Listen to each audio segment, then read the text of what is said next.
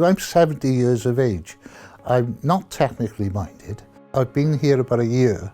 When I moved in, I moved in from my car. And I've got to be fair, the support I've had is first class, it's 100%.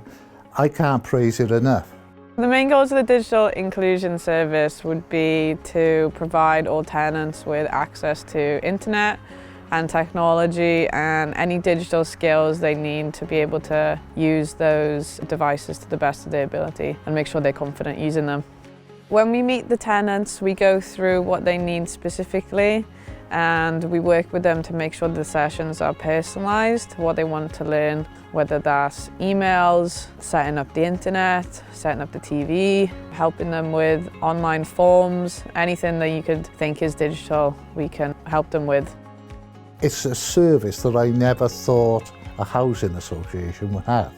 You know, if I've got a problem with it, out they come. You know, it's a phone call, they tell me, you know, what to do.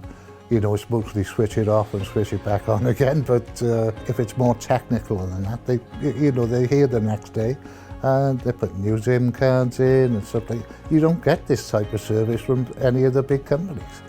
So we provide tenants with access devices through our device borrow scheme. Tenants can access internet for a period of 12 months. We also provide one-to-one support, whether that be in person, virtually. We support a project called eCymru, whereby tenants across Wales can access live events, on-demand sessions and online courses, again through partnerships like Open University.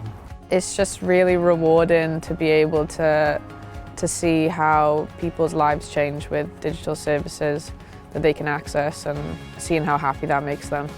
It's just nice to see their journey develop and for them to be more independent online.